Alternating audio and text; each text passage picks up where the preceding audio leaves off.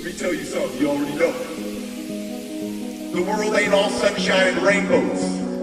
It's a mean and nasty place, and I don't care how tough you are, it will beat you to your knees and keep you there permanently if you let it. Welcome to the InsideOutrz podcast with me, Danny Lloyd, the man that put the I in addict and now puts the Y in you. Boom, and it is the Lockdog, aka Jordan Lockerbie, aka former Rock Bottom resident, episode number 2. It is, that's correct. It is episode number 2. And if you're wondering how it's the episode number 2, it's because our guest is so good that we decided that he should be 3 times better, and he will be episode number 3. Absolutely, and that was, incredible recording and an incredible guest. Yes, I can't wait. I mean, they are going to love that episode when it comes out with Mr. Dan Smith, aka Smithy of Hammer and Crow Services. It's going to be a real cool beginning to the first season of our guest segments of this show. Very excited about it. So anyone that's tuning in and listening for the first time, I guess what you need to know about this show is that we've created this because we want to open up a safe space and a place where we can come and laugh and joke a lot too around serious issues such as addiction and mental health, so that people listening in that are either struggling with said issues or have loved ones or family members with said issues, or just want to learn more about the fact that these issues are prevalent around the world, let's be honest, not just around Australia or Adelaide. And so we created this podcast show to really be informative while having a bit of fun and talking about raw issues and getting the audience to also get to know me and you, Mr. Lockdog, which is why we're here again today in episode 2, because a bit like a tennis match, after me batting the ball over to you in the first episode to find out who you are, I believe you're returning serve today. Well, yeah, it'd be pretty weird if you didn't get to play your set in the match. I think you need to go and work on your serve in vocabulary today, Mr. Lockdog. You seem to have a bit of a discombobulation in your brain. Look, you know what? Life can be exhausting, yes, and sometimes it oozes out of my mouth. Oh God, what a expansive week in business it's been. You know, it's been an interesting week. It's been an interesting year so far for Inside Out coaching, hasn't it? Man, well, pretty much like this podcast. You know, like it's raw and it's real. Life's raw and it's real. This podcast is raw and it's real. Today I'm raw and I'm real, as you can hear. Well, your voice sounds better than the first one. Yeah, or does it? Maybe the first one, that husky voice was kind of cool. Yeah, the husky cold is sexy. Now it's a husky warm. All right, anyways, let's get to it, because recently in the previous episode we learned a little bit about me, not a lot, maybe like 2%, because I'm just a freak. I'm the Lockdog. It'll take a while to get to know me. He's a super freak, he's super freaky. I want to jump right into it with you, Mr. Lloyd.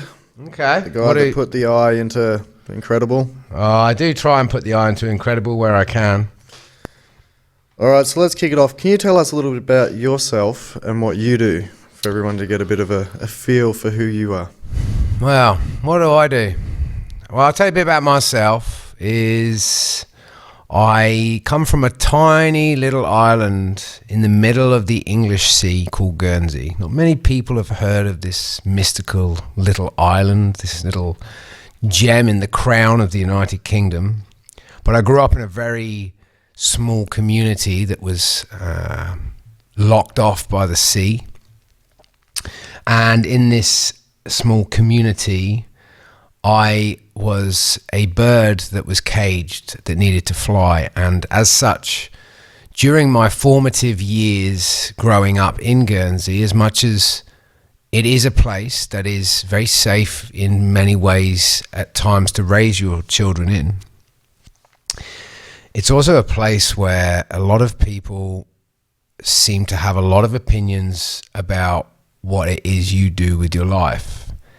And there's also an extremely high drinking culture in Guernsey because there isn't that much to do per se. Like the United Kingdom as a whole will have big artists that come over to the different big cities in the UK, or boxing events or football or weekly Premier League games, whereas Guernsey doesn't really get much of that, although it's getting a little bit better these days. But growing up, there wasn't a great deal. And so I had to leave that island under a bit of a dark cloud because I was getting into a lot of trouble, which looking back now has taught me a great deal. And so I moved to the land down under. What I do these days, as I used to be a plumber by trade. I used to fix pipes and now I fix people. And I'm very passionate about fixing people, but I don't fix them. I sit with them in the dark until they're ready to find the light, because you're not here to fix anyone. It's not your job to fix anybody. Your job is to ask the right questions so they know how to fix themselves. I'm not here to feed people fish. I'm here to teach them how to fish. Boom, that's incredible. But speaking of asking the right questions, without giving too much away, because I want to, drag this out over the next few episodes with you and who you are and why you do what you do. Mm-hmm. You went from being a plumber Yeah. to helping people, whether it be in the community, what type of community, I would love to briefly touch on right now. Yep. When did you decide that that's what you wanted to do, is help people? From being a plumber to helping people, when did you decide that? So growing up, I actually watched my amazing mother, who I'm pretty pumped is actually going to be on this show physically in the flesh, just quietly. After 11 years of living here, she's coming to see me. I watched my mum when I was growing up, and she used to spend a lot of time helping people, volunteering and working for charities, but just generally anybody that needed help and support. So I guess in a way that was my influence growing up, is seeing my mother dedicate her time. If I had to say that there was one addiction that I have suffered with, if I had to say there was one addiction that I have had that was good for me, I would say it is the addiction to human beings. I love to see people smile, and I hate to see people suffer. So as such, I've dedicated my life in many, many different ways, in many different facets, in making sure that anybody that I meet leaves me better than they found me. That may be friends, could be strangers, could be my clients that I've had. But I just think that my beloved nanny used to tell me, it's just nice to be nice. And I just got lucky, ironically. When I say lucky, this sounds a bit messed up, but I just got lucky that I got addicted to ice. And out of the other end of that, I found my purpose. That's incredible. That's, it was very magical, and then you hit us with the ice addiction bit. I thought I'd just pull the rug on that one. Yeah, just pull the rug out. Yep. But you know what? Let's continue down that rabbit hole. Yep. Addicted to ice, or some people might not know it as ice. Crystal meth, yep. Crystal meth. Breaking Bad, if anyone doesn't know what we're talking about, watch the series Breaking Bad, and you'll know what that is then. So touching on that topic, how did that experience affect the trajectory of your life? Wow. I tell you what, before that, I would say I was heading into the black hole of nothingness and general sterile living of just doing a job, picking up a paycheck and ticking all the boxes, white picket fence and all the things, in a way. And instead, it sent me on a trajectory to create my own galaxy. Well, that's a really cool metaphor. Because you were actually still working in construction or as a plumber. That's correct. Whatever it was, and you had the addiction. Yeah, but that was. So, I mean, I moved to Australia, and so it cost me $30,000 to move here to Australia. And I wasn't aware, because I moved here on a de facto visa with my ex-partner at the time, that plumbing in Guernsey and the qualification I did, which is an indentures, is with City and Guilds. City and Guilds is like the institute for plumbing is like Harvard, right? Yeah. So City and Guilds 5 years to be a plumber. You're an advanced diploma, City and Guilds. So it's basically an internationally recognized qualification. So then I moved to Australia after spending 30 grand to get here, only to find out when I got here to get a plumbing job that they asked me to retrain at a cost of another 9 grand. And my reaction was pretty simple. No, not happening. You're not going to tell me how to suck eggs for a cost of another 9,000. This is a rort. And because where I'm from, very interesting enough, in Guernsey, in the Channel Islands, all of my peeps listening will back me on this. We're known as donkeys. That's literally like our. That's what we're known as by the rival island, Jersey. Is that because you're stubborn or you kick? No, it's because we're stubborn. Yeah, we're stubborn. We are extremely stubborn people. And so as such, I basically just went, nah, not doing it. I've literally never done plumbing since. This was 11 years ago. So I got the ex-partner at the time, her dad worked for a massive blue chip company that did asbestos and demolition removal jobs. And so they got me a job there as an asbestos remover, which it's not it's not a very pleasant job, but it does pay quite well. But it's obviously working with one of the most dangerous substances on the planet.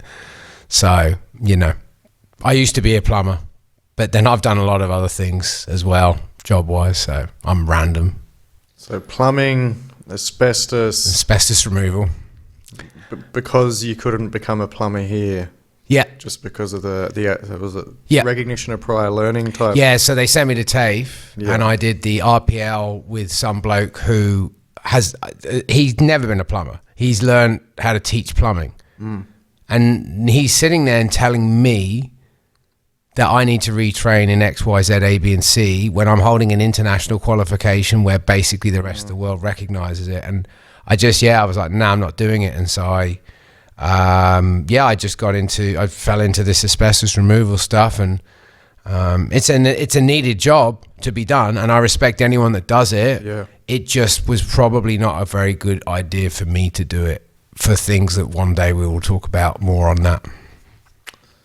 Yeah, asbestos, then sounds like pipes pop back into the picture. Yeah. Well, we'll save that for another day. Pretty much. Yeah, well, yeah, I mean, definitely all of the crystal meth pipes, that's one. Yeah. Yep. Well, I was actually, that's kind of cool to have touched on that, because I was going to ask, what is one of your biggest challenges in life, but I would probably assume that it was that. Do you know, actually, one of my biggest challenges in life to this day is finding any sort of love for myself, which makes absolutely no sense, because my mother and my nanny and papa and my stepdad, who's actually my dad as far as I'm concerned, because he's looked after me since I was 10, and my biological father never really did a great deal. So they all raised me with a lot of love in a home that was very much free of trauma. But I was a grossly overweight kid, and I got bullied a lot. And then I reckon down the line, when I think back now as well, I reckon I turned into the bully when I got on to the streets more as a late teen. And I've always struggled with my connection to myself in relationships. I've never thought I'm good enough for women. A few have cheated on me, so that didn't help. But I honestly, to this day, bruv, like my biggest struggle still is loving myself and feeling connected to me. It fucking cripples me, bro. Absolutely cripples me. Yeah, I feel like everyone actually, not just myself, but everyone can 100% relate to that. Like, you know, people, there might be people listening that 100% love themselves now, yeah. But we all know a moment where looking in the mirror, we didn't feel great. Nah. Or we would look to other people outside of us to validate that we were good enough or lovable. Yeah. You know, just not having that ability to truly go, you know, I absolutely fucking love myself. Yeah. And it's hard because we're so quick to look for the negatives. Yeah. That sometimes stand behind the positives, but we see past them. Yeah.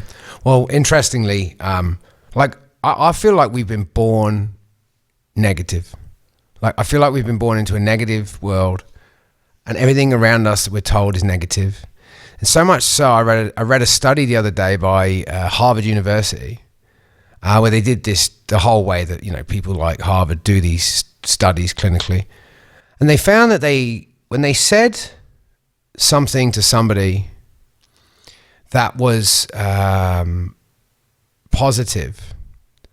Now let me get this straight. When they said something, oh, that's right. When they said something negative to somebody, right, you had to say something positive 8 times to cancel out the negative thing. Like, you know, let's say you were trying to do something. I said, you can't do that. And to make sure you believed you could, I'd have to say, you can do that. You can do that. You can do that. You can do that. You can do that. You can do that. You can do that. You can do it. And that is literally the mental health crisis that we face. And it's part of the reason we created this podcast, to offer vulnerability, open discussions like this, and to give you inspiration, not hope, because hope, for me, hope is just, I think it just can kill someone, hope, like, because hoping doesn't mean being.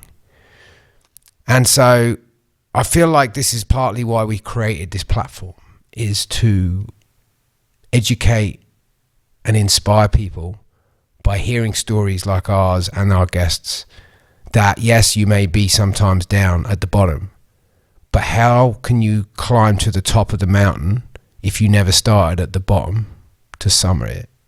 100%. And you know who I'm about to talk about without mentioning names, but someone who had a bit of a mentor role in our lives, or still does from time to time, but he gave us a great discussion on we are all twisted as human beings. Yeah. And through this journey, this experience through life, a lot of us spend our time trying to untwist. Yeah, that's basically it.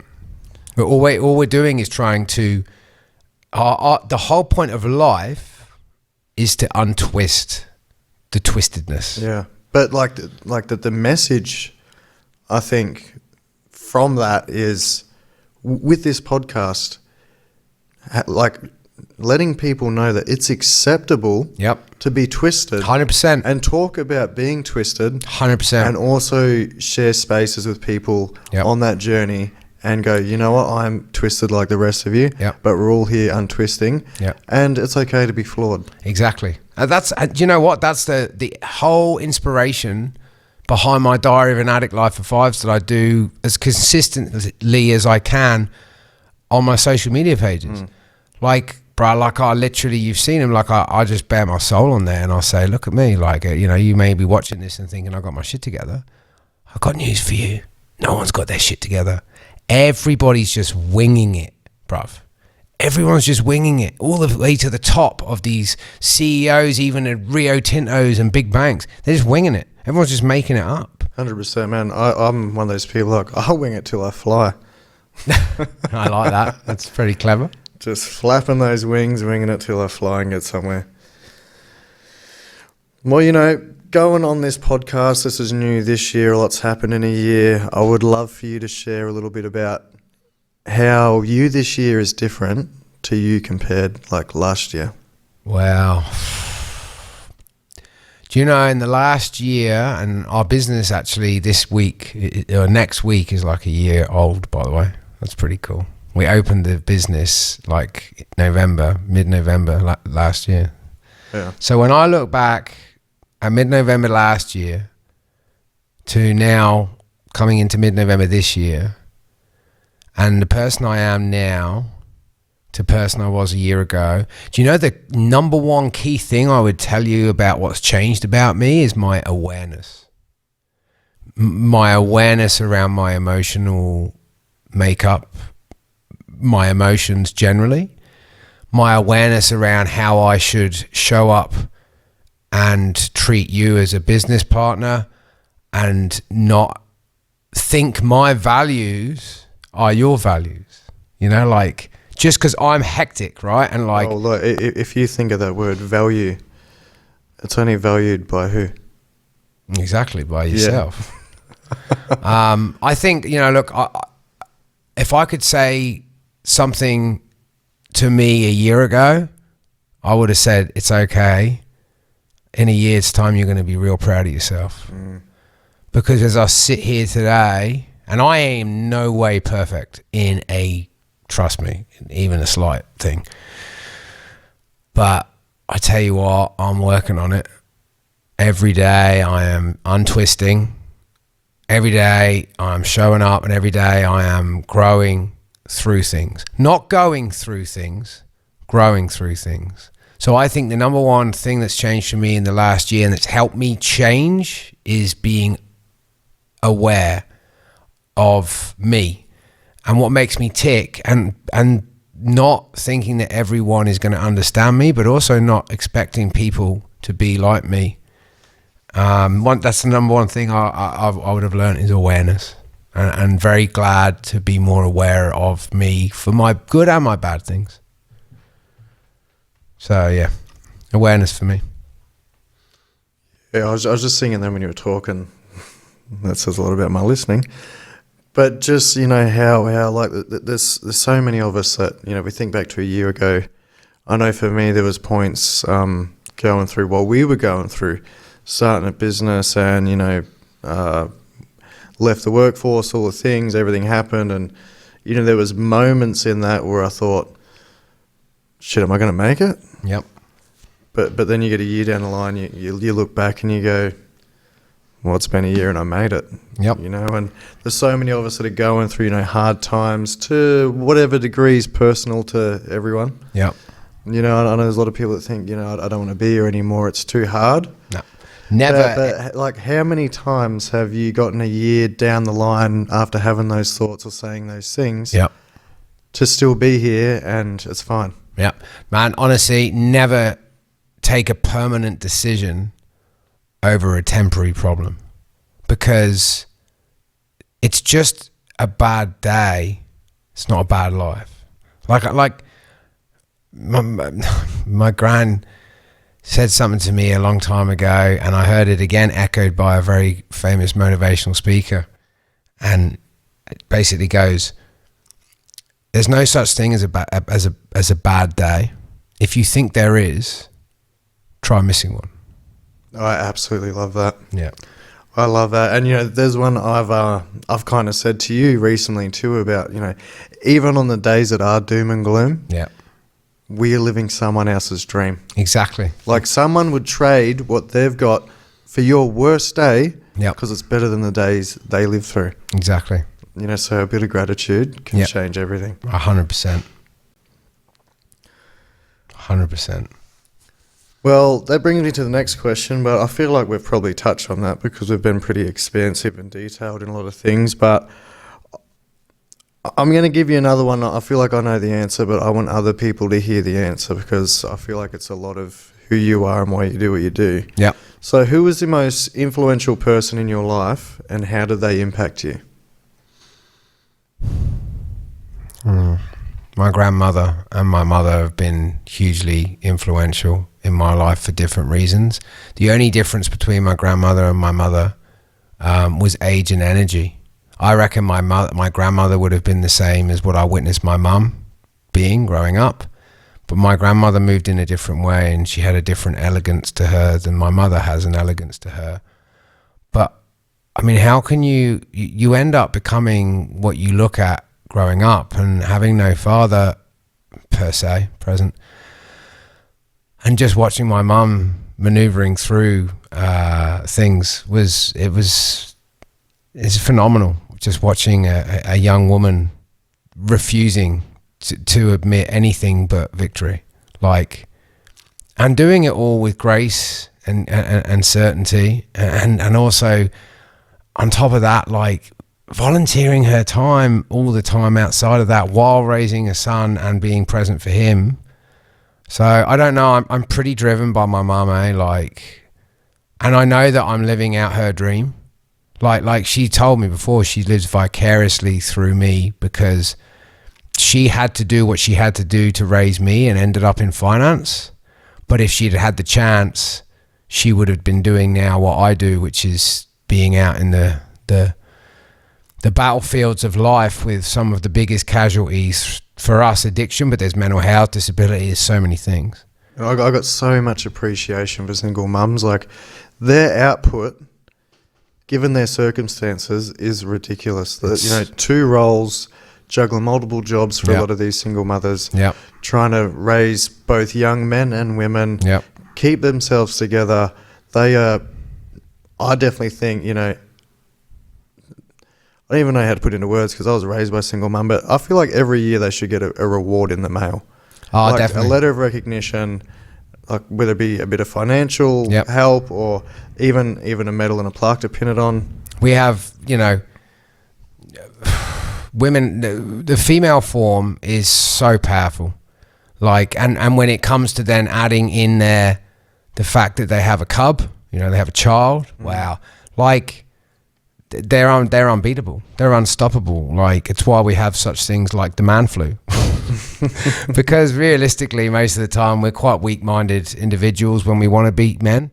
But, man, I literally seen my mum, bounce back from having a near heart attack and going back to work. Just because it had to happen, because it's continually supporting me. Yeah. I mean, she was fierce, bruv. She still is fierce. That's why my whole goal is to retire her. Because I want to give back, and I want to give her the freedom in her latter years now to go and explore the world and volunteer without the concern of financial obstacles. That's beautiful. Yeah. Absolutely incredible, actually. I feel like a lot of us should strive to, maybe not to the extent you want to do yours, because people have their own commitments, families and whatnot, but... Yeah. It's a bit different for me. It's becoming harder and harder, to support your own kids, raise your own kids, and look after your parents who raised you, and keep up with the bills and pay the mortgage and work all the jobs and all the things. But it is incredible, to have that as a goal. I absolutely applaud it. Yep, 100%. But I definitely think we should take a break from you and maybe look at what might be the news of the week. You reckon? I reckon we'll do a bit of the news of the week. I've actually got an absolute perler. Are you right? I'm all right, bruv. I'm all right. What's going on with the magical tunes? I don't know. But anyway. Read all about it. Read all about it. It's the news of the week. No, and it's an absolute perler today. So there's a neighbourhood war breaking out over a retaining wall. Of course there is. I mean, this is levels, right? So in the western suburbs of Sydney, a neighbourhood war has broken out around a retaining wall in Edensaw Park.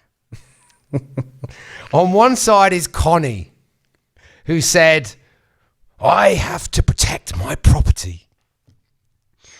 And on the other side is Valentina, who said she's sending her water onto ours and flooding our property. The two feuding neighbours have been filming each other during every downpour.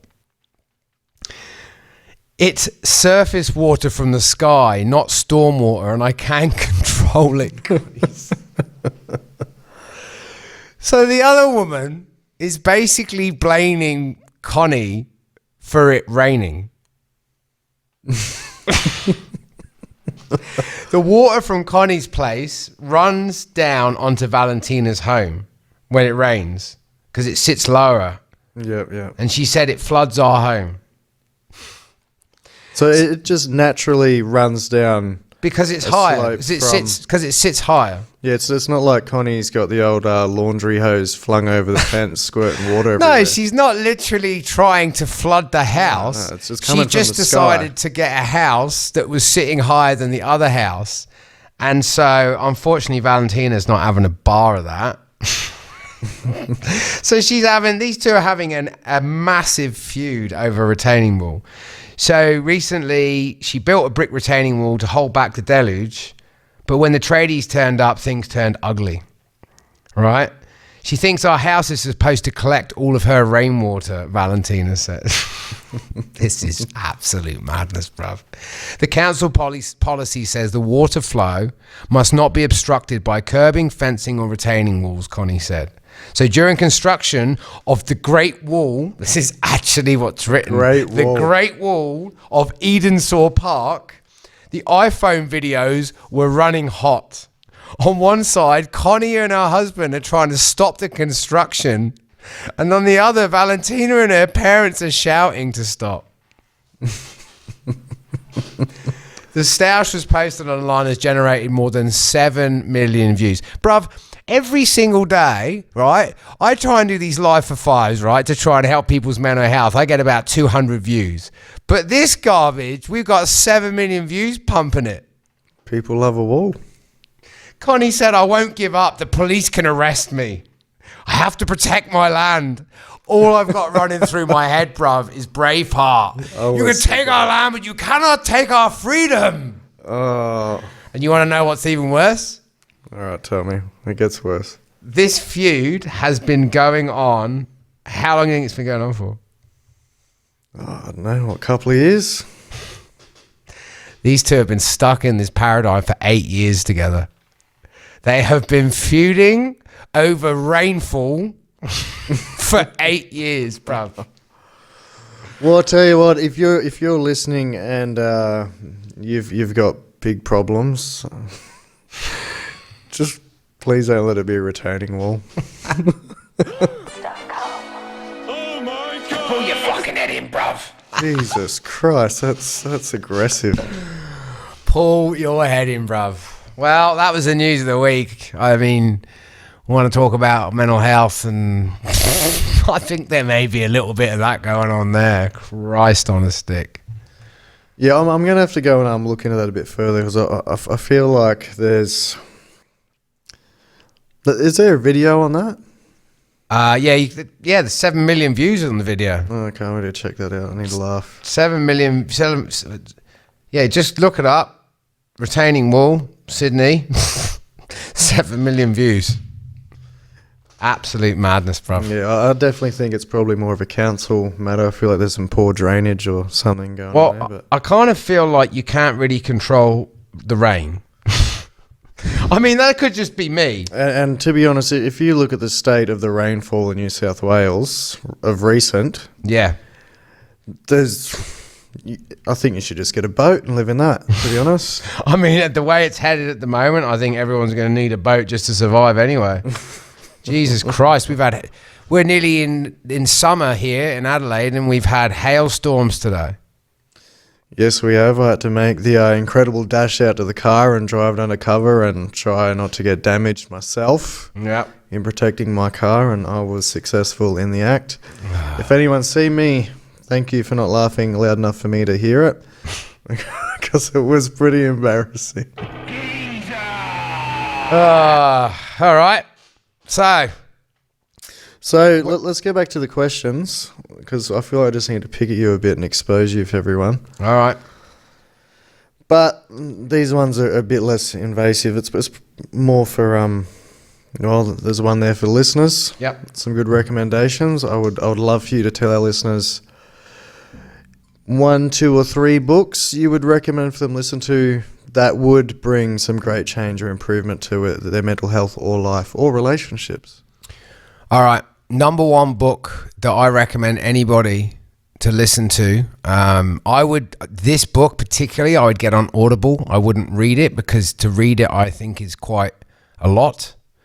But the number one book that's spammed me around the last year is called Man's Search for Meaning by Viktor Frankl. I've heard a lot of great things about that book, and I've also read it because there's great things, and I also would recommend it. Yeah, it's phenomenal. It's just phenomenal book around a man who was put into the concentration camps of Auschwitz and the like, and he has suffered through horrific acts of depravity from the Nazis, and the whole time he sat there observing and developing his mindset, because he was originally a psychologist type person, and it just tells, the first half of the book tells his story of what he went through, and the second half explains that he came up with his own Freudian theory called logotherapy. Yeah, I've heard of that. Do you want to explain that actually, because you've got a bit of a deeper understanding than I do? So it's really cool. Basically, the long and short of logotherapy was that he's come up with, which is now like one of the techniques used like Freudian psychology, is that he was explaining how he came across this when working with this young man who had a stutter, like a speech impediment. And so this young man one day jumped on a bus and didn't pay to go on the bus. And when he got on the bus and it took off and he hadn't paid, he got caught by the bus conductor or whatever they are that he hadn't paid. And already having a speech impediment, he decided to try and make it even more of a speech impediment to get sorrow and pity off of the conductor, because he knew he was in trouble. And he tried so hard to make his impediment even worse that he cleared it up. Like, he couldn't do a speech impediment. Yeah, okay. So by trying to exacerbate what was going on, he actually turned it off. So ironically, the more you try at something you want to get rid of, the easier it is to get rid of. So it'd be like if you sweat profusely and it's an embarrassment, try and sweat even more. And it'll stop you sweating. So that's the basis level of it. So that's the same with mental health, right? Like, for instance, men that struggle with erectile dysfunction, which is something I've had to battle in the recent years for a reason that I got this condition, this Peyronie's disease, right? And I don't give a shit. I'm happy to share it. We're human beings. We all got something. Yeah. So basically, the more you get stuck in your swing circle and think about the fact you can't, get an erection, or you're not gonna get an erection or something like that, then the more you're going to end up struggling to get it. But if you, like, as in overthinking it, but if you actually, in a funny way, go into intimacy with your partner, almost in a joking way, and be like, I'm just going to be so unerect, it's hilarious, it actually stops you from suffering, and you find comedy in it, and then it actually just becomes something you don't have to deal with anymore. Yeah, incredible. Yep. So that would be my number one book. Number two would have to be Brené Brown's Atlas of the Heart, which teaches you about emotions and what each emotion is. It's really cool. It's fun as well because she actually narrates it herself, and she talks about it. Even though she's reading the book, half the time it's like you're listening to her on a podcast at the same time, because she's just talking about it. And yeah, incredible. She's very, very interesting. Wow, the third book... That's difficult, the third book. I'd have to have a think about that, because I've got plenty of books that I like. The third book for me would be actually a set of tapes done by Les Brown, a motivational speaker. You can get him on Audible through one of your credits. And it's just like 13 hours of him publicly speaking, and he actually is the most hilarious person. And one thing that people need in their life, if they're depressed, is comedy. I learned this a long time ago. If you're feeling sad and you're feeling down and you're struggling day to day, find a comedy show that you really enjoy and just watch that and laugh. And it's actually the best natural depressant on the planet. You don't need all of the medication sometimes. Sometimes you just need to remember that life isn't so serious and to laugh a little bit. Absolutely, and you actually put me onto Lesbia on those tapes. So, I'm a big believer in what goes in your ear first thing in the morning should be positive. So, I did listen to all the tapes first thing in the morning on a walk. Yep. Had the two habits going at once, walk and positivity. Yep. And you're right, his laugh and the motivation he gives you, it changes the way your day plays out 100%. Well, when you wake up in the morning, your first 5 minutes of your day when you wake up are the most crucial to how the rest of your day and the story you're going to run in your head plays out. What's the first thing we do when we wake up in the morning? Grab the phone. There we go. Comparative narrative straight away. Facebook, social media. Oh, and look, everybody's making all of the money or doing all of the great things or having all of the six packs and I'm just a piece of shit. Yeah. But and then depend on the individual. It's, if you don't grab the phone, generally go straight for the TV and the news. Or now you have Twitter and all the things, you wake up notifications and news, people with retaining walls and crap pop up, all the things are happening. But we will move on to the next question because I want to wrap this up shortly. Is there any question you wish I'd asked you? Wow, that's profound. Is there any question that you wished you'd asked me? I wished you'd asked me. I wish you had have asked me about my relationship with my nanny. I did think of it, but I thought, we'll just touch on a bit of who's in your life and how they've got you to where you are now without really going too in depth. Because I would like to, like I say, open you up like a can of worms later on. Yep. Expose the belly of the beast. But I will definitely, I might even, make that for the next time. So I'm sure everyone listening would like to hear more about your nanny, your mum, a bit more about, the childhood. You briefly touched on how it was not so great, but raised by great women. Yep. So what's next for you? I tell you what, people think I'm tapped in the head when I explain my goals and dreams and ambitions. I guess because it sounds like dribble or something, but do you know what's next for me? I'm going to change the world. All right. And if it's a starfish story and just doing it one person at a time, then that's what it is. But what's next for me is I'm going to become a TEDx speaker and I'm going to make sure that the TEDx talks that I do will go viral. They'll be at least in the top 10 that have ever been done. And no, not for notoriety, not to impress people, to impress upon people, that people like me who have been through addictions and seen things that humans shouldn't have seen can actually be some of the most phenomenally talented healers this planet's ever seen. And I think that if I continue leading from the front and I continue succeeding and I continue releasing best-selling books and getting on TEDx talks and saving millions of lives, and I'm just a normal guy, then I feel like everybody will believe that tomorrow when it comes doesn't have to be as bad as yesterday felt for them, and that today in the present can be a gift. And I feel like every action that I take and every breath that I have, that I breathe, gets someone else closer to finding their smile. Yeah, that's beautiful, man. Wow. Yeah, let's take a minute to let that one soak in. That's a lot. But, I believe in you 100% as a business partner and a friend, and I can definitely see you on TEDx. Yep.